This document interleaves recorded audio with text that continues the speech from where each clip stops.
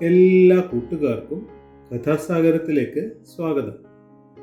ഇന്ന് നമ്മൾ പറയുന്നത് പാഞ്ചാല രാജാവായ ദ്രുപദന്റെ കഥയാണ്. ഹസ്തിനപുര സ്ഥാപകനായ ഹസ്തിയുടെ ചെറുമകനായ നീലന്റെ പരമ്പരയിൽ ജനിച്ച പരാക്രമിയായ രാജാവായിരുന്നു ദ്രുപദൻ. ബാല്യകാലത്ത് ദ്രുപദൻ ആയുധാഭ്യാസത്തിനു വേണ്ടി ഭരദ്വാജ മുനിയുടെ ആശ്രമത്തിലാണ് ചെന്നത്.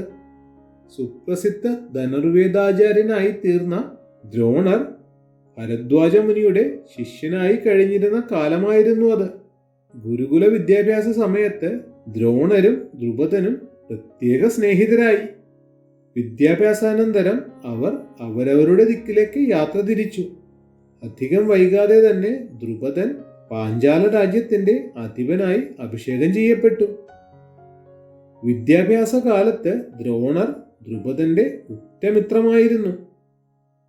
ആ സമയത്ത് സംഭാഷണമധ്യേ ദ്രുപദൻ ദ്രോണരോട് ഇങ്ങനെ പറയുകയുണ്ടായി: പ്രിയമിത്രമേ, വിദ്യാഭ്യാസത്തിന് ശേഷം ഞാൻ പാഞ്ചാല രാജ്യത്തിന്റെ അധിപതിയാകുന്ന പക്ഷം അങ്ങേക്ക് രാജഭണ്ഡാരം ഇഷ്ടം പോലെ വിനിയോഗിക്കാൻ തരുന്നതാണ്.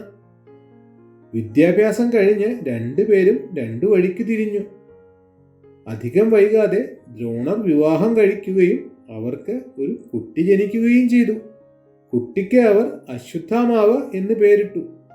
പക്ഷെ ദരിദ്രനായ ദ്രോണർക്ക് പുത്രന് ഭക്ഷണം വാങ്ങിക്കൊടുക്കുന്നതിന് പോലും കഴിഞ്ഞില്ല. പല സ്ഥലങ്ങളിൽ അന്വേഷിച്ചിട്ടും ഒരു പശുവിനെ പോലും ദ്രോണർക്ക് കിട്ടിയില്ല. അശ്വത്ഥാമാവിന്റെ ചില കൂട്ടുകാർ ഒരിക്കൽ അരിമാവ് കുറുക്കി പാലാണെന്ന് പറഞ്ഞ് അശ്വത്ഥമാവിനെ കുടിപ്പിച്ചു. കുടിച്ചു കഴിഞ്ഞിട്ടും അശ്വത്ഥമാവിന് കാര്യം മനസ്സിലായില്ല.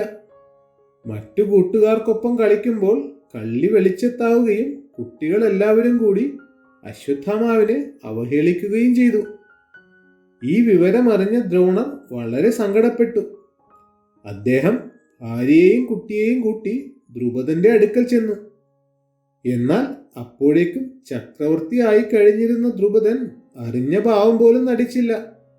പഴയ മൈത്രിയെപ്പറ്റി ദ്രോണർ പറഞ്ഞുവെങ്കിലും ദ്രുപദൻ അതിനെ വകവയ്ക്കാതെ ദ്രോണരെ നിന്ദിച്ച് സംസാരിച്ചു കൊണ്ടിരുന്നു.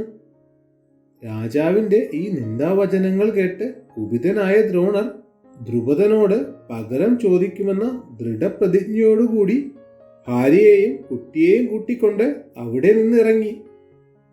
ദ്രുപദനോട് പകരം ചോദിക്കുന്നതിന് യോഗ്യരായ ശിഷ്യന്മാരെ അന്വേഷിച്ച് നടന്ന ദ്രോണർ പല ദിക്കിലും നടന്നു.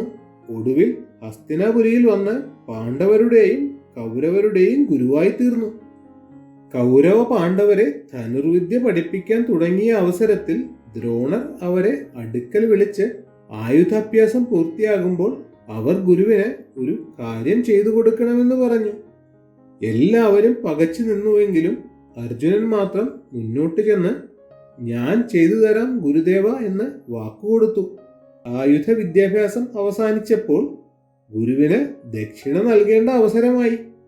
ദ്രോണർ ശിഷ്യന്മാരെ അടുക്കൽ വിളിച്ച് ഗുരുദക്ഷിണയായി ദ്രുപദനെ ബന്ധിച്ചു കൊണ്ടുവന്ന് തന്റെ കാൽക്കൽ വയ്ക്കുവാൻ ആജ്ഞാപിച്ചു. ഇത് കേട്ടയുടനെ ദുര്യോധനടക്കമുള്ള കൗരവർ ദ്രുപദനെ പിടിച്ചുകെട്ടാനായി പാഞ്ചാല രാജ്യത്തേക്ക് പുറപ്പെട്ടു. അവരെ കൊണ്ട് കാര്യം സാധിക്കയില്ലെന്ന് വ്യക്തമായി അറിയാമായിരുന്ന അർജുനൻ ഗുരുവിന്റെ അടുക്കൽ ചെന്ന് കൗരവർ തോറ്റു മടങ്ങിക്കഴിയുമ്പോൾ താൻ തന്നെ ദ്രുപദനെ പിടിച്ചുകൊണ്ടുവരാമെന്ന് പറഞ്ഞു. കൗരവർ ദ്രുപദനുമായി വലിയ യുദ്ധത്തിലേർപ്പെട്ടെങ്കിലും അവർക്ക് പാഞ്ചാല സൈന്യത്തിന് മുന്നിൽ പിടിച്ചു നിൽക്കാൻ കഴിഞ്ഞില്ല. ശേഷം അർജുനന്റെ നേതൃത്വത്തിൽ പാഞ്ചാല സൈന്യത്തെ നേരിട്ട പാണ്ഡവർ അവരെ തോൽപ്പിക്കുകയും ദ്രുപദനെ പിടിച്ചുകെട്ടി ദ്രോണരുടെ മുന്നിൽ കൊണ്ടുവന്നു വയ്ക്കുകയും ചെയ്തു. തന്റെ കാൽക്കീഴിൽ കിടക്കുന്ന ദ്രുപദനെ നോക്കി ദ്രോണർ പഴയ പരിഹാസവാക്യങ്ങൾ പറഞ്ഞു. മേലിൽ സഖ്യത്തിൽ വർത്തിക്കണമെന്ന് പറഞ്ഞ ദ്രുപദന്റെ അപേക്ഷയെ മാനിച്ച് ദ്രോണർ ദ്രുപദനെ മോചിപ്പിച്ചു. പാഞ്ചാല രാജ്യം പകുത്ത് ഉത്തര പാഞ്ചാലം ദ്രുപദന് കൊടുത്തു. ദക്ഷിണ പാഞ്ചാലം ദ്രോണരുമെടുത്തു. അങ്ങനെ ദ്രോണരുടെ പ്രതികാരം നിമിത്തം ദ്രുപദന്റെ പകുതി രാജ്യം നഷ്ടപ്പെട്ടു. ദ്രുപദനും ദ്രോണരും സുഹൃദ്ഭാവത്തിൽ കഴിഞ്ഞുകൂടിയെങ്കിലും ദ്രോണരോട് പക വീട്ടാൻ ദ്രുപദൻ തക്കം നോക്കിയിരുന്നു. ദ്രോണരെ വധിക്കത്തക്ക ശക്തിയോടുകൂടി തനിക്കൊരു പുത്രൻ ജനിക്കണമെന്ന് ദ്രുപദൻ ആഗ്രഹിച്ചു. അതിനുവേണ്ടി ഗംഗാതീരത്ത് താമസിച്ചിരുന്ന യാജനെന്നും ഉപയാജനെന്നും പേരുള്ള 2 മുനി സഹോദരന്മാരെ രാജാവ് ചെന്ന് കണ്ടു. ശേഷം ദ്രോണരെ വധിക്കത്തക്ക ഒരു പുത്രനെ ജനിപ്പിച്ചു തരാമെങ്കിൽ അനേകം കോടി പശുക്കളും മറ്റു വസ്തുവകകളും പ്രതിഫലം തരാമെന്ന് അറിയിച്ചു. ആദ്യം അവർ വിസമ്മതിച്ചുവെങ്കിലും രാജാവ് 1 വർഷത്തോളം ഉപയാജനെ ശുശ്രൂഷിച്ചതിന്റെ ഫലമായി രാജാവിൽ പ്രസന്നനായി യാജനും ഉപയാജനും കൂടി ദ്രുപദന് വേണ്ടി ഒരു യാഗമനുഷ്ഠിച്ചു. യാഗാഗ്നിയിൽ നിന്ന് ഒരു ബാലനും ബാലികയും ഉയർന്നു വന്നു. ബാലന് ദൃഷ്ടദ്യുമ്നനെന്നും ബാലികയ്ക്ക് കൃഷ്ണ എന്നും പേരിട്ടു. ആ ബാലൻ വളർന്നു വരുമ്പോൾ ദ്രോണരെ വധിക്കുമെന്ന് അശരീരിയുണ്ടായി. കൃഷ്ണ എന്ന പാഞ്ചാലിയുടെ സ്വയംവരം നടക്കുന്ന സമയത്താണ് പാണ്ഡവർ അരക്കില്ലത്തിൽ നിന്ന് രക്ഷപ്പെട്ട് പാഞ്ചാല രാജ്യത്തെത്തുന്നത്.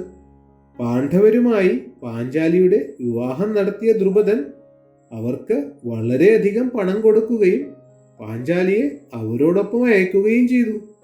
കുരുക്ഷേത്ര യുദ്ധത്തിൽ പാണ്ഡവരുടെ കൂടെ നിന്ന് യുദ്ധം ചെയ്ത ദ്രുപദൻ കൗരവസേനക്ക് വലിയ നഷ്ടങ്ങൾ വരുത്തിയെങ്കിലും അവസാനം ദ്രോണരുടെ കൈകൾ കൊണ്ട് വധിക്കപ്പെട്ടു.